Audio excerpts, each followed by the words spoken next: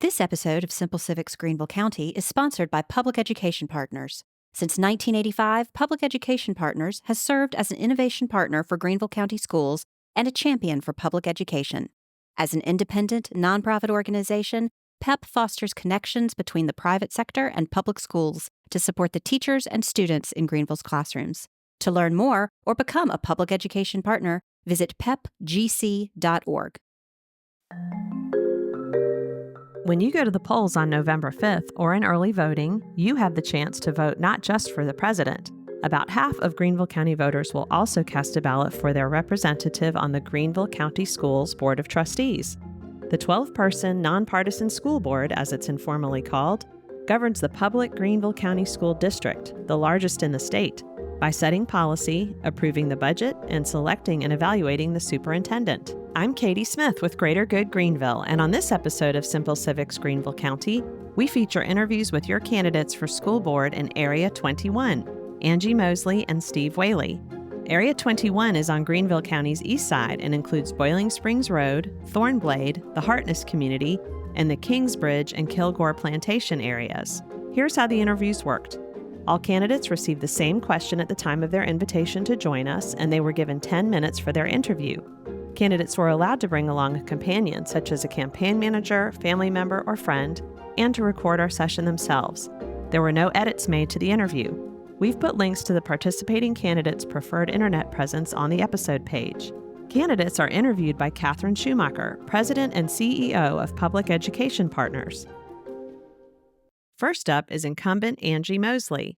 I'm happy to be here with Angie Mosley, who is running for re-election for Greenville County School Board in District 21. Angie, thank you for being with us today. Well, thank you so much for having me, Catherine. I appreciate it. Absolutely. Well, we'll start off. Please tell us a little bit about yourself, your experience with public schools, and how your background prepares you to be a Greenville County Schools trustee. Well, thanks so much. Well, very simply, I am the married mother of three.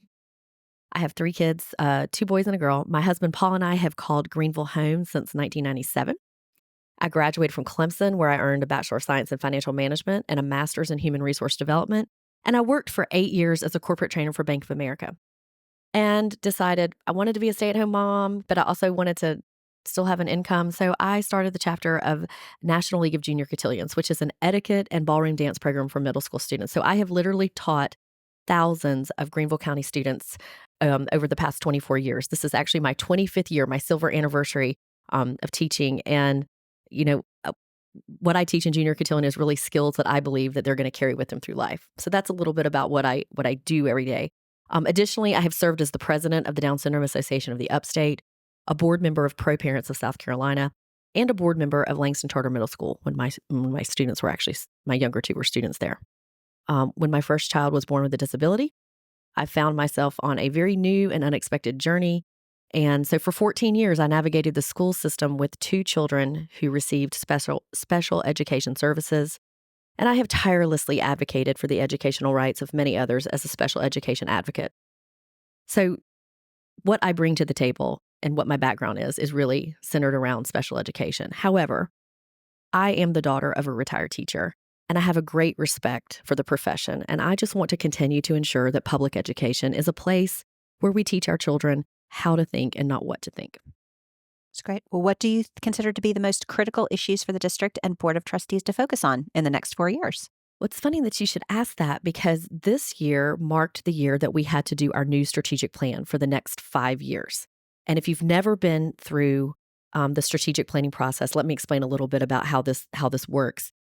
We gather all of these stakeholders, so whether that's parents, teachers, administrators, including board members, in the district, and we have multiple workshops and they're guided by a facilitator where through the course of the questions and the exercises that we take our stakeholders through, you start seeing themes arise. They rise to the top. And so when the board enters the process, it's pretty clear what our themes are going to be or what our focuses are going to be. And so instead of me just saying, this is what I think we should focus on, this is a collaborative effort across the district to come up with what do we want our priorities to be for the next 5 years. And so this year, we put them in 3 buckets, for lack of a better word, or 3 goals. And the first goal is student success, which means we want to deliver high quality curriculum, instruction, and interventions that meet the needs of every student. We have another goal, premier workforce.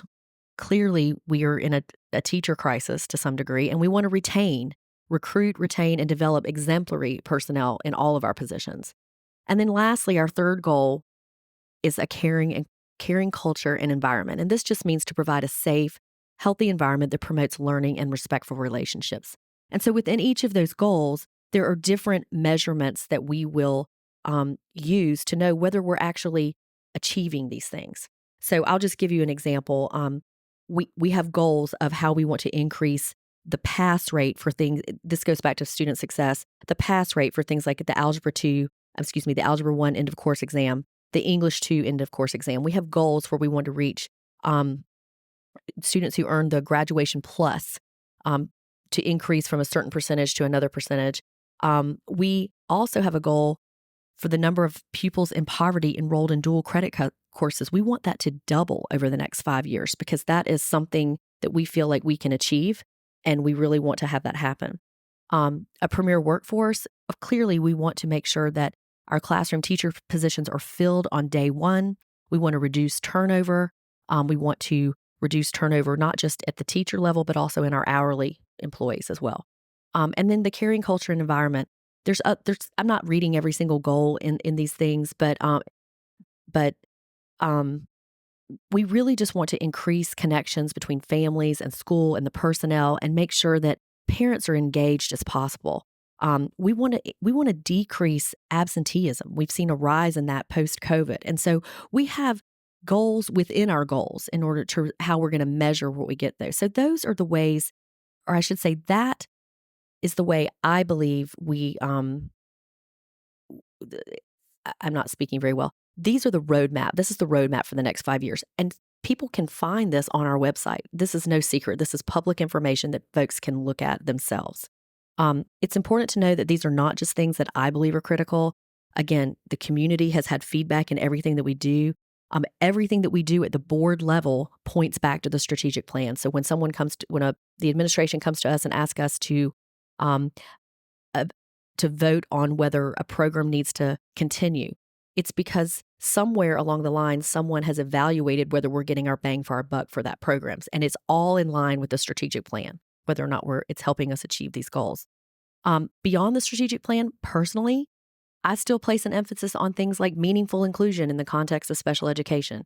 I think we've made some strides in this area, but we still have opportunities to improve. I want children with disabilities to have authentic, meaningful interactions with peers and not just be a visitor in the classroom. So that's something that's important to me personally. And finally, another thing of tremendous importance, and I think, given the tragedy that we saw unfold in Georgia this week, is school safety.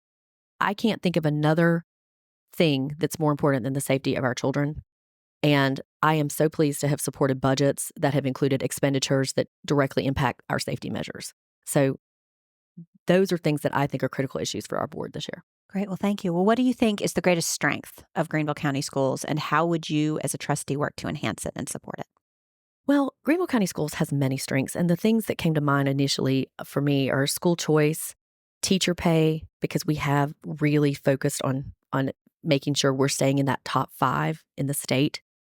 And then ultimately, these enhanced safety measures are some of the things that come to mind for me as being strengths of Greenville County. There are many, many others. But since I am ultimately a member of what we call a policy board, the best thing I can do to support or enhance something is to ensure that we have appropriate policies in place to govern our district. To that end, it's my job, it's my responsibility to weigh every decision, every vote carefully, to think beyond myself, to critically think about and understand every angle of an issue, and ultimately be student-centered in my decisions. My constituents elected me to be their voice, so I know they expect me to be a critical thinker. The school district is an incredibly dynamic and complex enterprise, and I ran and I continue to run on a platform of bringing reason and common sense to the table. Over these last 4 years, I have listened thoughtfully and respectfully to all that has been brought before us. I have made some hard decisions, and I have learned that you can't please everyone all of the time.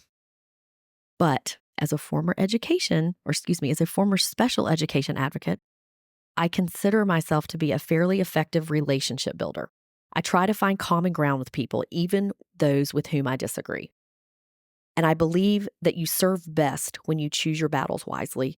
Doing so allows you to become more effective in your influence, in your trust. If you're constantly in fight or flight mode and picking every single battle, it's impossible to become an effective advocate for anything, and in this case, an effective trustee. So my philosophy is to approach everything very thoughtfully, very student-centered, and go from there. Okay. Well, thank you. We have a little bit of time. Is there anything else you want to share with listeners today? Well, I just want to thank, if anyone who's listening from my area, thank you for giving me the privilege of serving the last 4 years. I am asking for your support again, obviously. I am not the most savvy social media person. However, I do have a Facebook page. It's Angie Mosley for GCS School. Is that right? Did I say that right? Yes, School Board. Sorry, Angie Mosley for GCS School Board. It's a Facebook page. You also can follow my personal Facebook page because I usually put things on both pages. And then, of course, my contact information is on the School District website. I'm always open and always available to speak to anyone. Great. Well, thank you so much. Thank you for making the time to be with us today, and thank you for raising your hand to run again in District 21. Well, thank you so much for having me. Next up is Steve Whaley.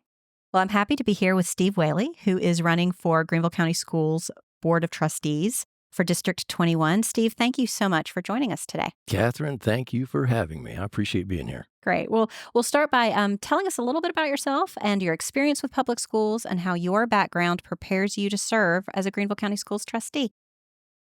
Well, my wife and I have 3 sons and 5 grandchildren, all here in the upstate. And I'm real glad that I get to see them almost every day. That's a real treat. But we weren't always here. We moved here in 2001 from San Francisco, California, when our youngest son was accepted in a great special education school that met his particular needs right here in Greenville. We've always prioritized our children's education, trying our best to prepare them to become successful contributors to their own families and to society. We homeschooled our older sons while we were in California, and we've used private schools and public schools here in Greenville. Education is a part of the lifeblood of my family. After graduating from high school in Alaska, I earned my undergraduate degree in education from Virginia Tech and my master's degree in education from Clemson University through a graduate teaching assistantship there.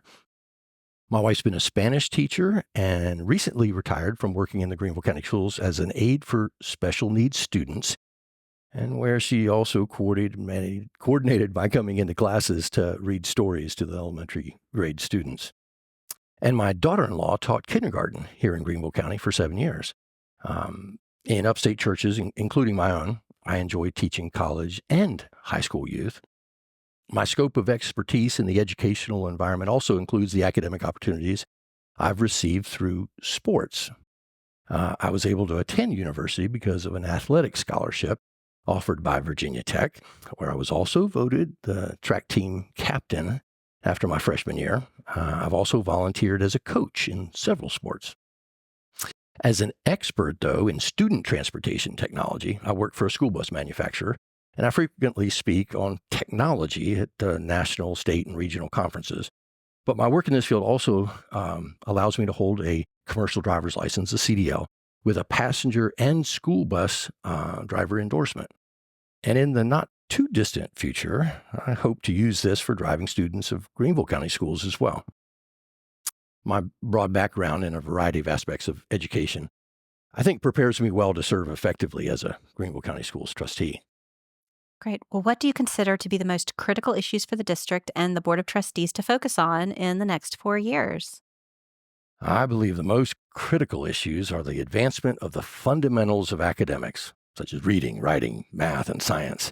And these should be the highest priority of our public schools as they partner with parents to educate their children to reach their greatest academic potential. We're seeing ever-increasing budgets that don't necessarily translate into increased results. Taxpayers and students both are paying the price. The school board must steward the funds received from tax dollars to advance core academics and provide our children with a quality education. We owe it to our kids to refocus on what's most important. As school board trustees, we should be laser focused on making sure our schools recruit and retain the highest quality academic teachers possible. We should work to get back to the basics, keeping distractions like gender ideology, critical race theory, diversity, equity, inclusion, and social and emotional learning out of the classrooms. We shouldn't be increasing taxes, but we should push to prioritize our existing financial resources into academic classrooms first. I think these are the most critical issues for the school board in the next 4 years. Great. Well, what do you think is the greatest strength of Greenville County Schools, and how would you as a trustee work to enhance it? I think one of the things that Greenville County Schools has done very well lately is to hire at least one permanent substitute teacher for each school. While this doesn't totally alleviate the problem with getting substitute teachers, it's certainly a step in the right direction. Also, I'm really glad to hear the district started this school year with a certified teacher in every classroom. With ongoing teacher shortages around the state of South Carolina and around the nation, for that matter, that's certainly a praiseworthy accomplishment. As a school board trustee, I would work to keep that great recruitment momentum going by not only keeping teachers' salaries competitive, but retaining our teachers by reducing the demands of their time and energy on distractions from the core priority of focusing on the basics of their students' advancement of reading, writing, math, and science. Great. Well, we have a little bit of extra time, so what else would you like to share with our listeners today? After talking with a lot of voters since I joined this campaign, I've noticed that nonpartisan races are not well talked about. And that's one of the things I'm really glad that you're doing this. But there's a lot of people who say, oh, I just vote straight ticket, whether it's Democrat or Republican. And I said, well, wait, you got to go and you have to finish. You have to finish well here, and make sure you go down to the school board members for your district and listen to what they have to say, like what we're doing now, and find out who aligns with the values that you have, and put them in office by remembering to vote. And if you need any more information from me, I have a website, steveforbasics.com. That's Steve, S-T-E-V-E, the number 4, and then basics.com. Great. Well, Steve, thank you so much for joining us today, and thank you again for your willingness to serve the students of Greenville County Schools. My pleasure. Thanks. Simple Civics Greenville County is a project of Greater Good Greenville. Greater Good Greenville was catalyzed by the merger of the Nonprofit Alliance and the Greenville Partnership for Philanthropy. You can learn more on our website at greatergoodgreenville.org.